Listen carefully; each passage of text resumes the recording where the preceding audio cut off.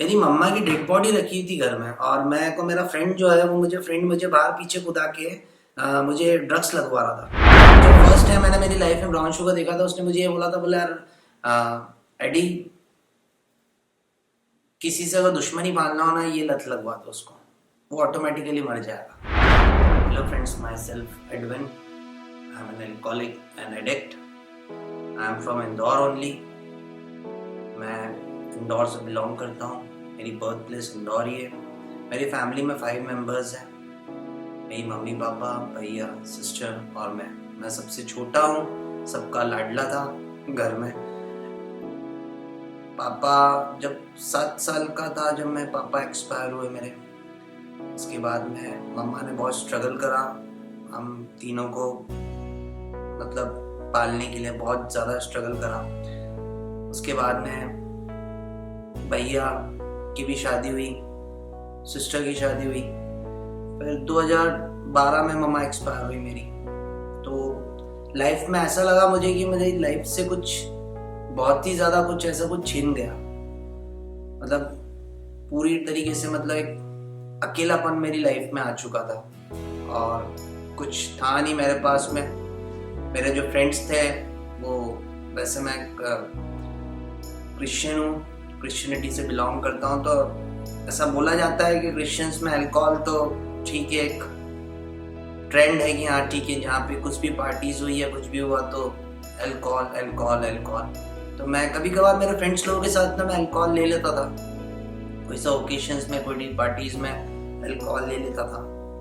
लेकिन धीरे धीरे धीरे धीरे धीरे धीरे मुझे इतना ज़्यादा ओवर होने लग गया। एक टाइम मेरी लाइफ में ऐसा था कि अगर कोई सी स्कूल फ्रेंड्स की या कॉलेज फ्रेंड्स की कोई सी पार्टीज होती थी, मैं देख के सबसे पहले मेरे मुंह से ये निकलता था, बोले कि यार इतने सारी बॉटल इतनी कौन पिएगा। तो मेरे फ्रेंड्स लोग बोलते थे, बोले यार हम है ना। मैं बोलता था, मैंने यार मैं तो नहीं ले पाऊंगा, मैं तो एक पैक की बस, इससे ज़्यादा नहीं। और एक टाइम मेरी लाइफ में इतना आ गया था, ऐसा आ गया था कि बॉटल आती थी तो कोई दूसरा फ्रेंड वही चीज बोलता था, बोले कि बोले क्या है ये, बोले इतना सारा कैसे। तो मेरे मुंह से और उनके मुंह से भी ये निकलता था, बोले कि बोले अरे क्या दिक्कत है, बोले अपना बैठा ना भाई, बैठा ना, शेर बैठा ना। तो ऐसा लगता था उस समय, ऐसी फीलिंग आती थी, बोले कि यार देखो अपने को शेर बोला जा रहा है। लेकिन उस समय शायद वो फ्रेंड्स लोगों के कारण या कुछ उस मोमेंट के, उस सिचुएशन के चक्कर में कुछ बातें दिमाग में नहीं आती थी, और लेकिन कुछ ज़्यादा ओवर हो जाती थी। जब भी शराब पीता था बहुत ज़्यादा ओवर हो जाती थी। धीरे धीरे धीरे धीरे धीरे धीरे ओकेशनली कब वो 15 दिन में होने लग गई, 15 दिन के बाद कब वो लाइफ में डेली आ गई, पता ही नहीं चला, कभी लाइफ में पता नहीं चला। उसके बाद धीरे धीरे धीरे अल्कोहल से मेरी फ्रेंडशिप दूसरे बंदों से हुई जो ड्रग्स लेते थे। For an example, brown sugar लेते थे, मैरिजुआना गांजा पीते थे। मेरी उन लोगों से फ्रेंडशिप हुई। तो मुझे फर्स्ट टाइम उन्होंने, मुझे वो लोग कर रहे थे तो मुझे उसने, मेरा जो फ्रेंड था उसने मुझे बताया, बोले कि बोले, मैंने उससे पूछा, मैंने देख कि मैंने भाई ये क्या है, तो उसने मुझे बोला कि बोले भाई ये ब्राउन शुगर है। मैंने बोला यार तू अकेले में बैठ के करता तो मुझे एक बार मुझे ही बता क्या है। तो वो फ्रेंड आज मेरी नहीं है, वो एक्सपायर हो चुका है because of addiction of brown sugar, वो मर चुका है। उसने मुझे ये चीज बोली थी, मुझे आज तक याद है कि जब फर्स्ट टाइम मैंने मेरी लाइफ में ब्राउन शुगर देखा था, उसने मुझे ये बोला था, बोला यार एडी, किसी से अगर दुश्मनी पालना हो ना, ये लत लगवा दो उसको, वो ऑटोमेटिकली मर जाएगा। उसने मुझे ये चीज बोली थी। आज भी जब भी मैं किसी चीज को या उस ब्राउन शुगर के बारे में सुनता हूँ तो मुझे वो कहीं ना कहीं मेरे दिमाग में वो चीज मुझे कहीं ना कहीं से टॉन्ट करती है कि यार ये वही है, ये वही है, ये वही है। मुझे वो चीज कहीं ना कहीं चुभती है कि यार ब्राउन शुगर के लिए उसने बोला था। लेकिन फिर भी मैंने, फ्रेंड था तो मानना तो पड़ती है उसको बात। फ्रेंड था, नहीं वो उसने लिया, मैंने फर्स्ट टाइम लिया, मुझे नहीं ऐसा कुछ लगा। लेकिन हाँ, कुछ ऐसा प्लेजर मिला था मुझे कि मैं बता नहीं सकता। मुझे ऐसा लग रहा था कि मैं शायद ही मतलब इस धरती पे हूँ। मुझे ऐसा लग रहा था कि मैं हवा में उड़ रहा हूँ, और बहुत ही मतलब एक अलग सी फीलिंग आ रही थी। मैंने वो नशा करा। उसके बाद में हम लोग घर गए, ठीक है। उसके बाद में फिर वही नेक्स्ट मॉर्निंग से वही चीज़ें, मेरा फ्रेंड आता था, हम लोग मिलते थे, एक बार में मिलते थे या किसी फ्रेंड के घर पे मिलते थे, तो हम लोग वही चीज़ें करते थे। धीरे धीरे धीरे मैं पहले अल्कोहल लेता था, फिर ब्राउन शुगर लेता था, पहले अल्कोहल लेता था, फिर ब्राउन शुगर लेता था। डेली का मेरा ये रूटीन हो गया था, डेली का रूटीन ही हो गया था। अब धीरे धीरे धीरे धीरे मुझे नहीं पता चला मेरी लाइफ में, मुझे कभी नहीं पता चला या कभी मुझे समझ में नहीं आया कि मेरी डिपेंडेंसी तब इस नशे की तरफ इतनी ज़्यादा बढ़ गई है कि मैं इतना ज़्यादा वाला एडिक्ट हो गया था उस चीज़ का, ब्राउन शुगर का। और मुझे नहीं मालूम था कि इतनी कॉस्टली आती है brown sugar. I think so Indore में उस समय मिलती थी 500 रुपये की, 500 रुपीज़ की मॉर्निंग में, 500 रुपीज़ की दोपहर में, 500 रुपीज़ आपकी रात में। और नहीं मिलता था ड्रग्स तो ऐसा लगता था कि कोई मार रहा है। इतनी गंदी वाली विड्रॉल्स और इतने गंदी वाली क्रीमिंग होती थी कि मैं आपको नहीं बता सकता, मतलब इतनी गंदी वाली क्रेविंग हुई थी। और धीरे धीरे धीरे धीरे धीरे धीरे मेरी लाइफ में ऐसा एक टर्न आया, ऐसा एक मोड़ आया कि मैंने मेरी हाथ से सब कुछ A to Z चीजें मैंने अपने हाथों से निकाली। A to Z चीजें मैंने सबसे पहले मैंने अपनी रिस्पेक्ट खोई अपनी फैमिली में, because of addiction, because of brown sugar. मैंने मेरी फैमिली में मैंने मेरी इमेज खोई, मेरे फ्रेंड सर्कल में मैंने इमेज खोई, सोशली सोसाइटी में मैंने मेरी इमेज खोई। क्योंकि ब्राउन शुगर नॉर्मली जब भी मैं लेता था, ऑब्वियसली घर पे भैया को या किसी ना किसी को पता चल चुका था कि मैं ब्राउन शुगर ले रहा हूँ, तो वो लोग मुझे मना करते थे। लेकिन मुझे ऐसा लगता था यार ये मुझे उस चीज़ के लिए मना कर रहे हैं, मतलब कि ये मेरे सबसे बड़े दुश्मन है। क्योंकि मेरे साथ में तो ऐसे ही होता था अगर मुझे किसी चीज़ के लिए उस समय कोई नॉर्मली हर एक एडिक्ट या हर एक अल्कोहलिक के साथ में होता है कि अगर उसको उस चीज़ के लिए, उस सब्सटेंस को यूज़ करने के लिए मना करा जा रहा है या उसकी फैमिली अगर उसको समझा रही है, तो वो सबसे बड़ी दुश्मन है उसके लिए। और मेरा दिमाग उस समय पूरा क्लोज रहता था, पूरा क्लोज माइंडनेस मेरे अंदर रहती थी। मेरे को सिर्फ और सिर्फ वो नशा चाहिए था, कुछ भी कंडीशन, चाहे मुझे उसके लिए कुछ भी करना पड़े। लेकिन मैं मानता नहीं था, उनकी बात भी नहीं सुनता था। एक टाइम में अपने हाथों से ऐसा लेकर आया कि मुझे भैया ने मुझे घर से निकाल दिया, because of addiction, because of brown sugar. क्योंकि मैं इतना ज़्यादा वीक हो चुका था, फिजिकली मेंटली इतना ज़्यादा वीक हो चुका था।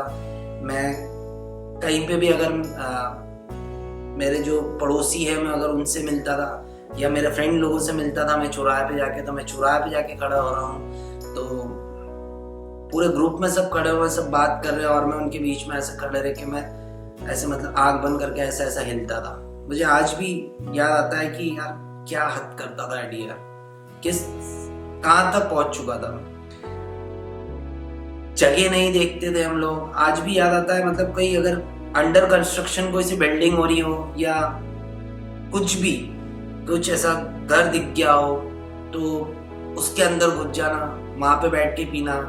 कोई डर नहीं पुलिस वालों का, किसी का डर नहीं कि यार इसका ओनर आ जाएगा या कुछ हो जाएगा, यहाँ पे चोरी का इल्जाम लग जाएगा, कुछ भी हो जाएगा। लेकिन नहीं, बस यही होता था कि जैसे भी जाके एक शेड मिले, मैं पीऊँ वो ड्रग्स को और बस। मतलब इस कंडीशन में आ गया था कि आज मैं सोचता हूँ तो मुझे ऐसा लगता है कि क्या बहुत ज्यादा हद पार करने लगा था।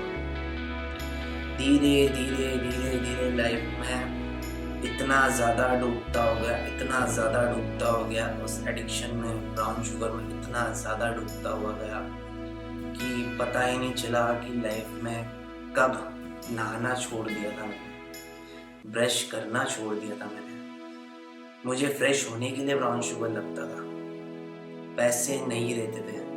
ऑब्वियसली बात है, मॉर्निंग में आपको सुबह उठते से 500 रुपये चाहिए, दोपहर में आपको 500 रुपये चाहिए, शाम होते होते आपको 500 रुपये चाहिए, 1500 रुपये का खर्चा, साथ साथ आपका जो भी पेट्रोल का, आपका जो भी ऊपर सिगरेट का, एटलीस्ट 1700-1800 रुपये दिन का खर्चा डेली करना, डेली एनी हाउ करना, कैसे भी करना चाहिए ही चाहिए, नहीं तो कुछ भी करना पड़ता था उस चीज़ का।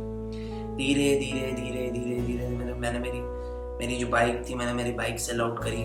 फर्स्ट टाइम जब मैं था, मेरे पास में फेजर थी, मैंने फेजर ली थी, मैंने फेजर सेल आउट करी। मेरी जो गोल्ड चेन थी मैंने वो सेल आउट करी। पहले मैंने गोल्ड सेल आउट करा मेरा, उसके बाद मैंने मेरी बाइक सेल आउट करी। जो भी पैसे आते थे सिर्फ और सिर्फ उससे आके माल लेके आते थे, माल लेके आते थे और पीते थे, माल लेके आते थे और पीते थे। धीरे धीरे धीरे धीरे जैसे जैसे पैसे खत्म होने लग गए, मोबाइल सेल आउट कर देता था।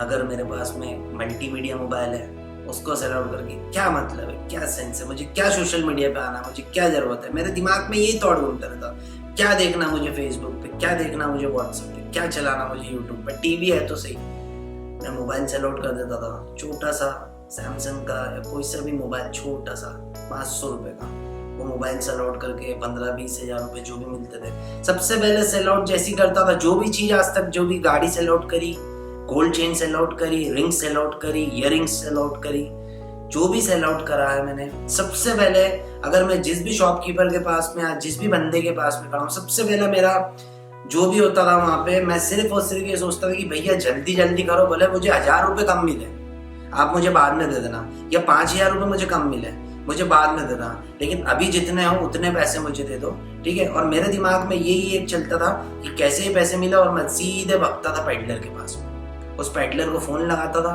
और उस पेडलर से लेता था। और इतनी ज्यादा गंदी वाली क्रेविंग रहती थी कि इंदौर में ऐसा कोई सा भी पेडलर नहीं बाकी था कि जिसके पास जाके मैंने माल नहीं लिया हो। हर जगह जाके अपनी बदनामी, हर एक जगह जाके।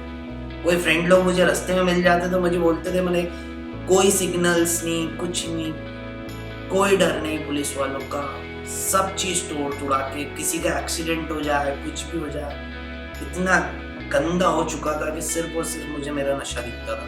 मेरी लाइफ में और कुछ भी नहीं दिखता था, सिर्फ और सिर्फ नशा दिखता था।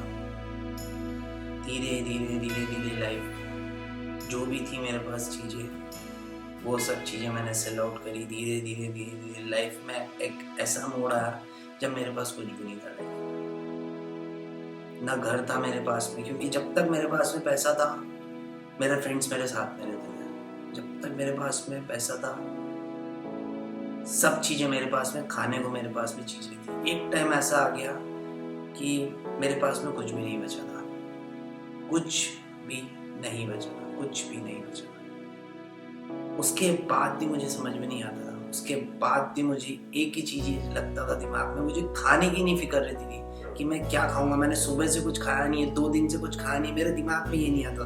मेरे दिमाग में बस ये आता था कि मैं कैसे भी उस मेरे ड्रग्स को अरेंज करूं, कैसे भी, मुझे कहीं से भी। अगर मैं गॉड से भी प्रे कर रहा हूँ तो मैं गॉड से भी प्रे एक ही चीज के लिए करता था, कहीं से भी मेरे को बस मेरे ड्रग्स दिला दे, कहीं से भी मुझे ड्रग्स दिला दे। बस मेरे दिमाग में यही चीज रहती थी कि मुझे कहीं से भी वो ड्रग्स अरेंज करवा दे, कहीं से नहीं।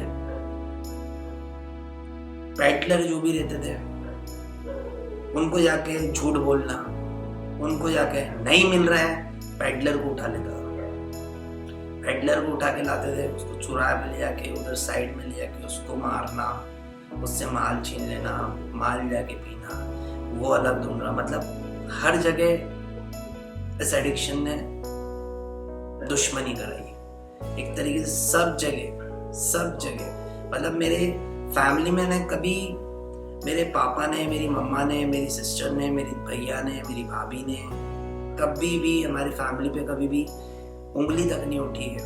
मेरे पापा ने कभी एटलीस्ट कभी किसी को ऊंची आवाज में बात नहीं करी होगी। आई नो वेरी वेल, आज क्योंकि मैं नशे से दूर हूँ तो मुझे ये सब चीजें याद आती है कि मेरे पापा ने कभी किसी को ऊंची आवाज में नहीं बोला, और मैं उनकी इमेज इस तरीके से स्पॉइल कर रहा था कि मुझे नहीं समझ में आ रहा था कि मैं क्या कर रहा हूँ मेरी लाइफ में। मैं पेडलर के पास जाता था, पेडलर को उठा लेता था, उससे माल ले लेना, उसको मारना, उस जगह का हो गया, दूसरी जगह पेडलर को उठा लेना, हर जगह नहीं होता था। तो इतना गंदा दिमाग दौड़ता था कि मुझे बस चीजें चाहिए रहती थी कि मैं पैसे कहाँ से अरेंज करूँ, पैसे। पुलिस वालों को फोन लगा के कि उस पेडलर के पास में ये है, तो पुलिस वाले मुझसे बोलते थे, बोले आप कौन बोल रहे हो, तो मैं ये बोलता था मैंने कि मैंने ये वैसा, और बस आप तो नाम बता, आप तो मुझे पैसे दो। बस हर जगह सिर्फ और सिर्फ पैसा दिखता था, उसके अलावा कुछ भी नहीं दिखता था अपनी लाइफ में। और कुछ मोटो था ही नहीं, ऐसा लगता था। सिर्फ और सिर्फ नशा था, मॉर्निंग से लेकर नाइट तक सिर्फ और सिर्फ नशा। कोई खाना नहीं, कोई कपड़े नहीं, कुछ भी नहीं। नेल्स बड़े बड़े हो रहे हैं, दाढ़ी अनइवन सी जा रही है, बाल एकदम गंदे से हो रहे हैं, बॉडी में से स्मेल आ रही है, कपड़े गंदे हो रहे हैं। लेकिन नहीं, जिस जगह, जिस सोसाइटी में मैं रहता हूँ, उस जगह में दिन में 3 बार कपड़े बदलने वाला बंदा एडिक्शन के मोड़ पे इस एज पे आ गया था, मैं इस स्टेज पे आ गया था मैं, कि वो बंदा महीनों तक कपड़े नहीं बदल रहा है, महीनों तक नहा नहीं रहा है, और इतना गंदा से रह रहा है, गंदी सी चप्पल पहना हूं, सोने का कोई वो नहीं है, स्टेशन पे जाके सो रहा हूं, पता नहीं क्या क्या चीजें कर रहा हूं अपनी लाइफ में, पता नहीं क्या क्या चीजें कर रहा हूं। सब कुछ खो दिया, सब कुछ। बस लाइफ में एक चीज बची थी, भीख मांगना। शायद वो भी मांगी होगी तो मुझे याद नहीं है, शायद वो भी मैंने मांग ली होगी। कि ब्लैकआउट्स में मुझे समझ में नहीं आता था कि क्या चीज मैं कर रहा हूँ। शायद स्टेशन पे भीख भी मांगी होगी, मतलब अपनी घर से दूर जाके, रोड पे जाके किसी से भी लिफ्ट ले रहा हूँ, अगर वो बंदा लिफ्ट दे रहा है तो उससे मांग लेना। मतलब आज सोचता हूँ तो यार क्या कर क्या रहा था मैं यार, क्या है ये, क्या चीज लेके आया था, कि क्या हो गया था। एटलीस्ट आज ये चीज भी याद आती है कि जब उसने मुझे, ये ड्रग्स मेरी लाइफ में जब से आया था, मुझे याद है आज भी कि मेरी मम्मा की डेड बॉडी रखी थी घर में, और मैं को मेरा फ्रेंड जो है वो मुझे बाहर पीछे कुदा के मुझे ड्रग्स लगवा रहा था। मुझे याद है आज भी, मुझे वो चीज़ याद आती है तो यार मैं सोचता हूँ यार क्या गंदा व्यक्ति था। मतलब मुझे ग्रेवयार्ड पे जाने के लिए भी मुझे ड्रग्स लग रहे थे, मुझे मेरी माँ को कंधा देने के लिए मुझे ड्रग्स लग रहे थे, मुझे चर्च में जाने तक के लिए ड्रग्स लग रहे थे। और मैं ड्रग्स इसलिए ले रहा था क्योंकि मुझे आंसू नहीं आते। अगर मैं ड्रग्स नहीं लेता तो मैं रो नहीं पाता मेरी माँ के सामने। मेरी रिलेटिव्स क्या सोचते मेरे लिए, लेकिन मुझे वो सिर्फ और सिर्फ, मुझे किसी की फिक्र नहीं थी, मुझे सिर्फ वो ड्रग्स की हुई थी कि मैं ड्रग्स ले लूँ, मैं रो लूँगा। मैं रो लूँगा तो लोगों को लगेगा कि हाँ नहीं है, थोड़ी सी सिंपैथी इकट्ठी हो जाएगी। मेरे दिमाग में ये सही रहता था। आज चीज़ें सोचता हूँ तो ऐसा लगता है कि यार क्या कर लिया अपनी लाइफ में, क्या किस हद तक जाके कर लिया, किस हद तक जाके। मतलब कुछ भी चीज ऐसी लाइफ में, शायद अगर मैं घर पे रहता, मुझे नहीं निकाला जाता मुझे मेरे घर से, तो शायद मैं घर की चीजें ही बेचता, क्योंकि मेरे पास में तो वही साधन बचा था। क्योंकि जितना मैंने इस ब्राउन शुगर में जो मैंने लाइफ गुजारी है, कि इसने मेरा सब कुछ ले लिया, सब कुछ ले लिया, सब कुछ ले लिया, एवरीथिंग एवरीथिंग। बस अगर मैं ज़्यादा और इसमें डीप में जाता और ज़्यादा नहीं करता तो शायद मैं मर जाता। शायद मैं आज जो चीज़ मैं आज कर रहा हूँ वो चीज़ मैं करने के लायक नहीं रहता। लेकिन पता नहीं कहाँ से कि मम्मी पापा के कुछ अच्छे, उनके तो हमेशा अच्छे कर्म रहे, शायद मैंने कभी किसी के लिए अच्छा करा होगा, या कभी कुछ अच्छा किसी की हेल्प करी होगी, या किसी की दुआ मेरे साथ में थी कि मुझे by the grace of God मुझे कहीं से मुझे डी एडिक्शन सेंटर का पता चला। मैं गया डी एडिक्शन सेंटर में, मैं वहाँ पे जाके मेरे 25 दिन के जो विड्रॉल्स थे मेरे बिना नशे के, 25 दिन के जो विड्रॉल्स थे, मुझे आज भी याद है कि मेरा विड्रॉल्स कैसे थे उस वहाँ पे।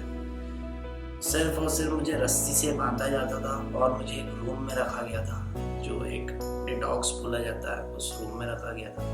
मेरे 25 दिन के विड्रॉल्स थे और इतने गंदे वाले विड्रॉल्स थे कि मैं आज, मुझे मेरे काउंसलर बताते हैं कि जब मैं वो मुझे बताते हैं कि तो मुझे यकीन नहीं होता है कि मैं वही था, कि मैं यही हूँ।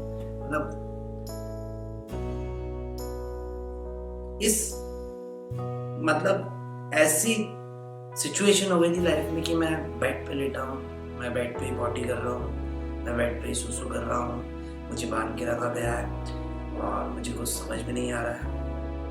और शायद कॉन्शियसली मैं 10-12 दिन मुझे ऐसे ही रखा गया था। जब 15वें दिन मुझे खोला गया था और मुझे मिलाया गया था बाथरूम में, तब मैंने जाके मेरी शक्ल देखी थी मैंने कांच में, तो मुझे रोना आ गया था। मुझे मेरी शक्ल देख के रोना आ गया था कि यार ये मैं ही हूँ। मतलब इतना गंदा, पूरी दाढ़ी बड़ी हुई है, बाल इतने गंदे से हो रहे हैं, नेल्स इतने बड़े बड़े पत्ते से हो रहे हैं, कपड़े ऐसे गंदे कपड़े हो रहे हैं कि मैं उस कपड़ों को देख के मुझे घिन आ रही है कि यार ये मैं पहना हूँ, ये किसके कपड़े हैं, ये मैं ही हूँ क्या, ये मैं ही हूँ एडविन हूँ क्या। मुझे ऐसा लग रहा है कि यार मैं क्या हूँ मैं। फिर भी मुझे खोला गया, उसके बाद में मैं रहा वहाँ पे 25 डेज के बाद। जब मैंने कॉन्शियसली मैंने जब खाना चालू करा, मेरा थोड़ा सा माइंड स्टेबल हुआ, मैंने खाना खाया, तब मैंने जब नहाया और जब मैं खाने बैठा था तो मुझे समझ में नहीं आया कि what is that de addiction centre, क्या है डी एडिक्शन सेंटर, इतने सारे लड़के लोग हैं यहाँ पे और ये वो, और क्या हो रहा है ये चीज़ यार। और 8:30 बजे उठा दिया, 8 बजे उठा दिया, 7 बजे उठा दिया, नाश्ता दे रहे हैं और मुझे बोल दिया गया है कि आप बस बैठो आप भैया आप। तो मुझे नाश्ता मुझे सामने ला के दे रहे हैं, मुझे दूध सामने ला के दे रहे हैं और पानी मुझे सामने ला के दे रहे हैं।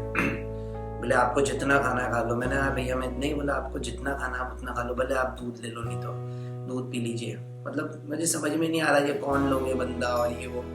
ठीक है, मैं जैसे जैसे मैंने थोड़ा बहुत हिम्मत रख के खाया, थोड़ा बहुत कुछ खाया, उसके बाद मैं गया रूम में, मैं लेटा।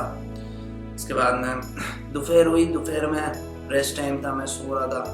उसके बाद 3-4 बजे के 4-5 बजे की बात है, कुछ शेयरिंग क्लास हो रही थी, तो वहाँ पे बहुत सारे बंदे लोग बैठ के शेयरिंग कर रहे थे, तो बहुत चिल्ला के बोल रहे थे कि मैं एक शराबी, मैं एक नशेड़ी और ये वो। तो मैंने बोला ये कौन चिल्ला रहा है, एकदम मैं सो रहा था, एकदम उठा मैं गया रूम से बाहर और मैंने जाके देखा कि मैंने यार ये कौन है।